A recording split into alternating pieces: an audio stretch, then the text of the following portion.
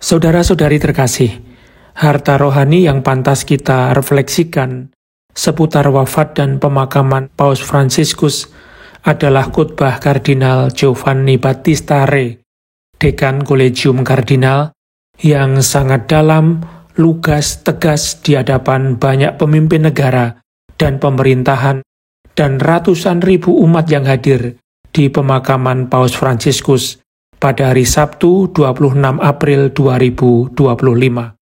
Berikut ini saya bagikan khotbah beliau secara lengkap.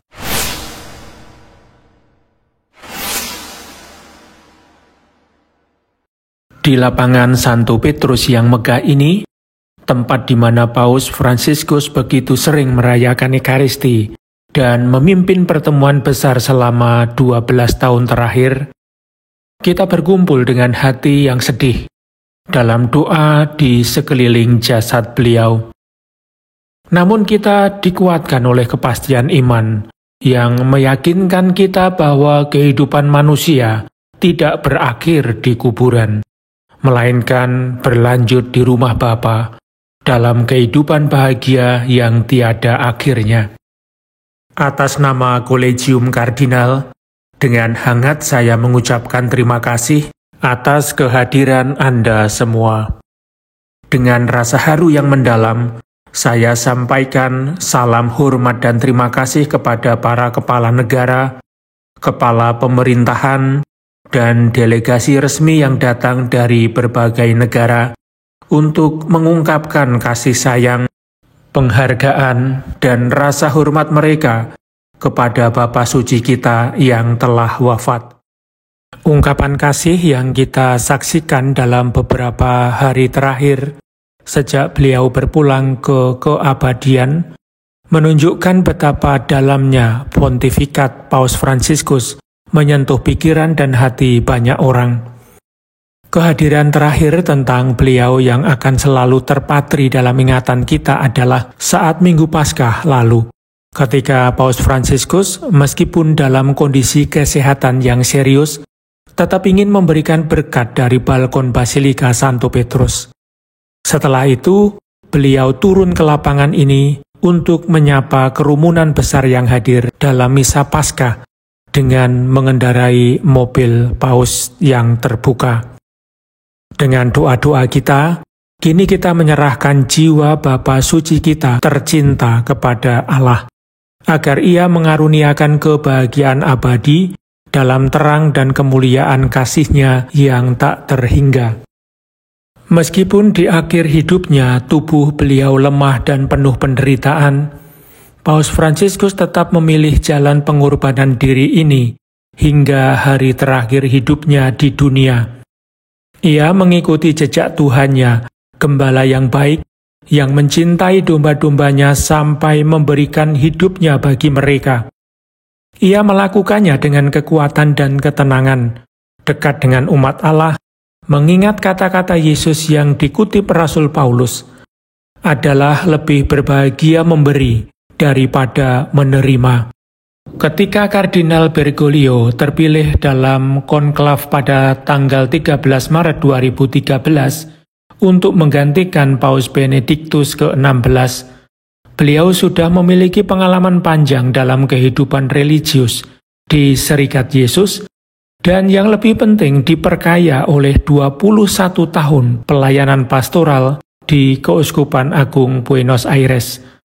Pertama sebagai uskup auxilier, lalu sebagai uskup koadjutor, dan akhirnya sebagai uskup agung. Keputusannya untuk mengambil nama Fransiskus segera menunjukkan rencana pastoral dan gaya yang ingin beliau terapkan dalam pontifikatnya, mengambil inspirasi dari semangat Santo Fransiskus dari Assisi. Beliau mempertahankan sifat dan gaya kepemimpinan pastoralnya, dan melalui kepribadiannya yang tegas, segera meninggalkan jejak dalam pemerintahan gereja.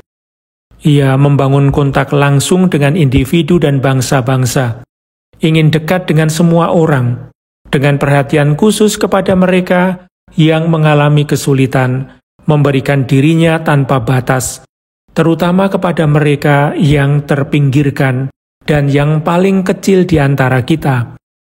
Ia adalah seorang paus di tengah umat, dengan hati terbuka bagi semua orang.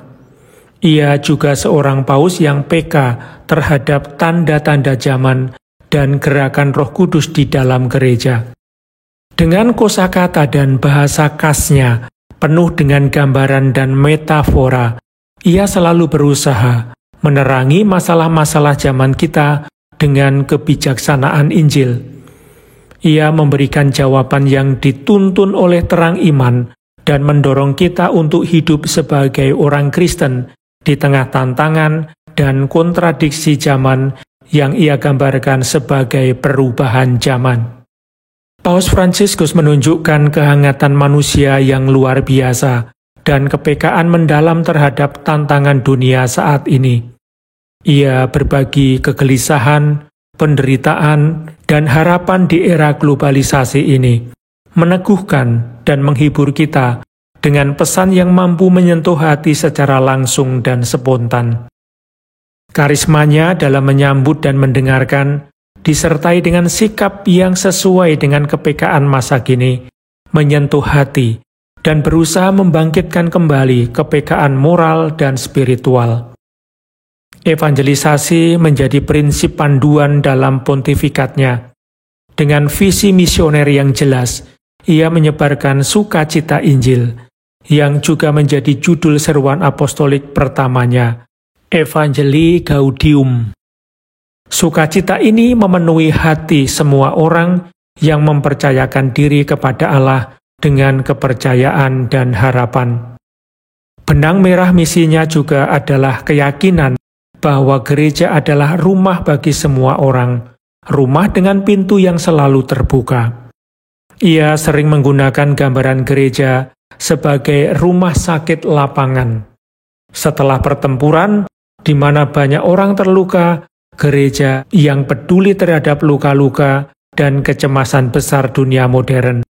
Gereja yang mampu merendahkan diri untuk setiap orang tanpa memandang kepercayaan atau kondisi mereka dan menyembuhkan luka-luka mereka.